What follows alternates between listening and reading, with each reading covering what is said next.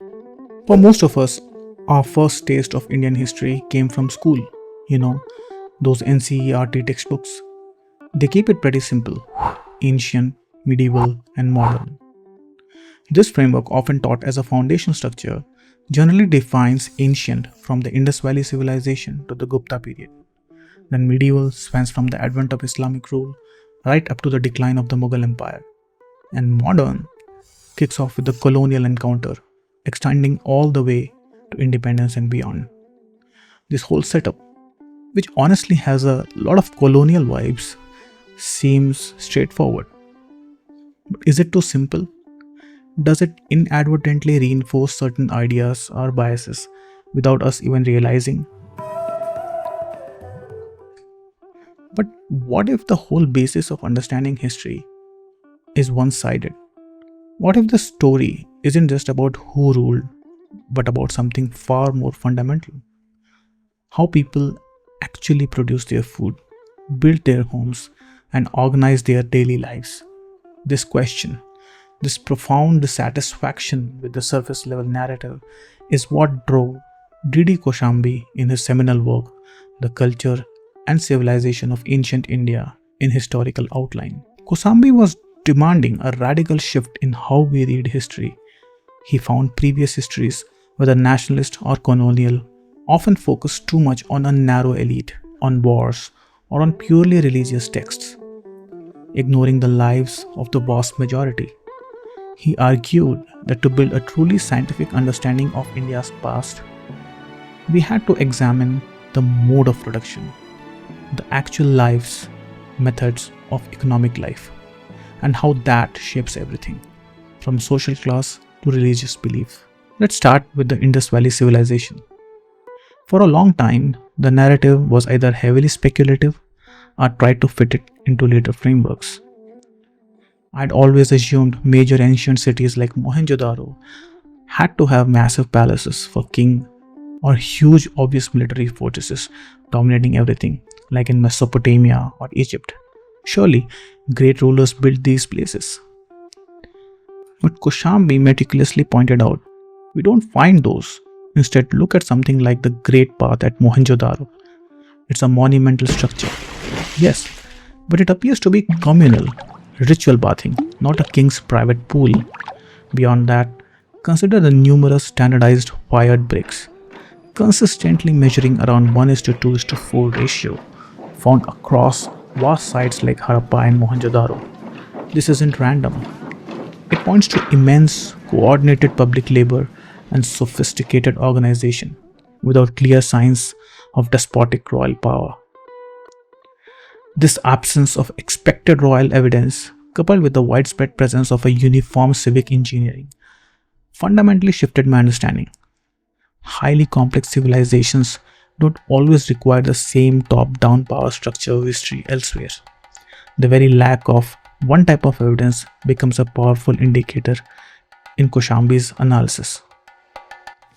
Next, consider the Aryan migration and the Rig Veda. The common story often paints a spiritual golden age. Kosambi, however, used the Rig Veda itself not just for prayers, but as an ethnographic and economic document. I used to see the Rig Veda as purely spiritual, a source of sacred hymns, disconnected from mundane daily struggles or economic realities. It felt timeless and purely religious. Kosambi meticulously analyzed its verses. For example, he highlighted the overwhelming emphasis on Gau as the primary form of wealth in hymns like Rig Veda 1.4.2, which is about praying for cattle and horses.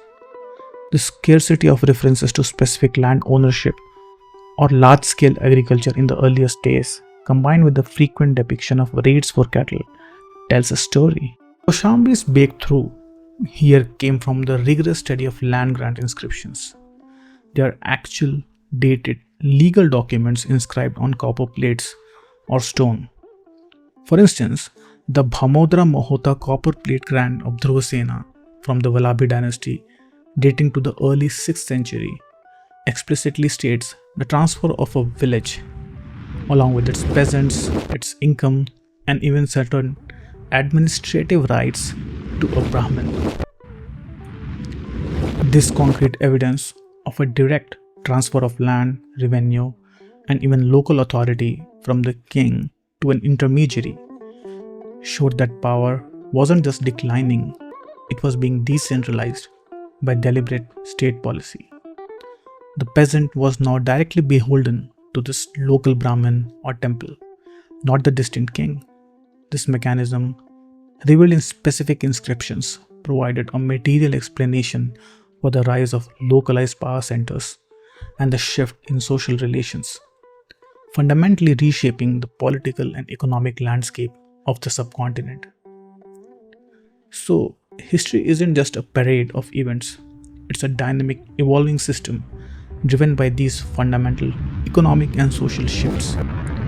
Kosambi didn't just present theories, he built them. So, Kosambi had us digging into the economic bedrock of history.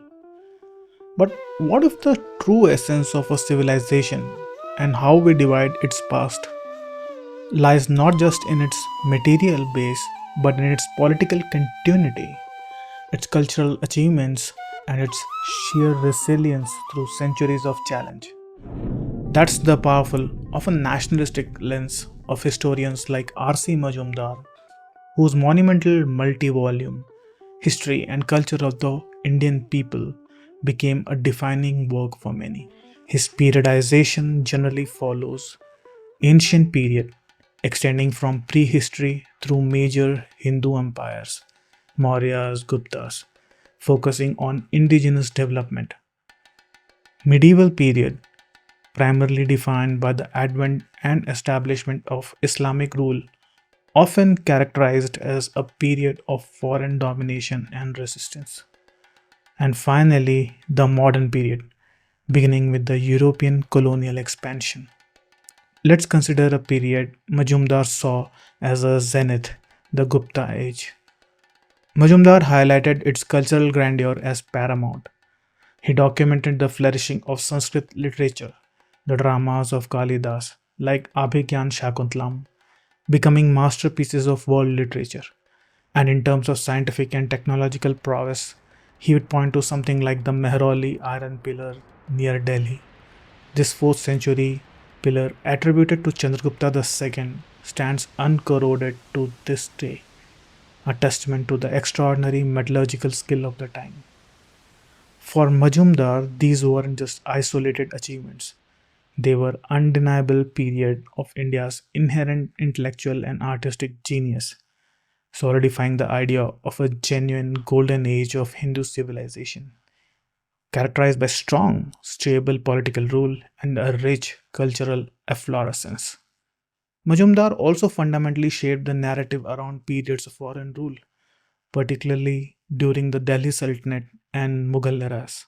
Majumdar, however, often emphasized the continuous resistance against what he viewed as foreign incursions, highlighting the persistent struggle for Hindu sovereignty. He meticulously chronicled the rise of figures like Chhatrapati Shivaji Maharaj, Shivaji's establishment of Hindavi Swaraj in the 17th century, despite formidable Mughal power. It isn't just a political event for Majumdar. So we can see conflict and assertion of distinct identities as the primary definers of historical periods.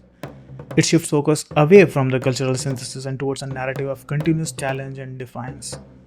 It makes me realize that how we frame a period as a golden age or a struggle can drastically alter its meaning, pushing me to consider what aspects of history we choose to elevate when drawing these timeline segments. Speaking of resistance, I want to leave you with another periodization, that of Veer Savarkar, articulated in his work The Six Glorious Epochs of Indian History.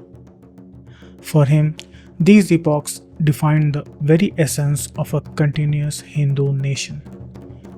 The age of the Sapta Sindhus, the formation of the Hindu race and culture, the Ramayanic era, expansion of Hindu civilization, establishment of moral order across India, the Mahabharata age, consolidation of Hindu Dharma, pan-Indian consciousness, the Maurya age and the age of the Guptas, political consolidation, cultural zenith, and Hindu expansion.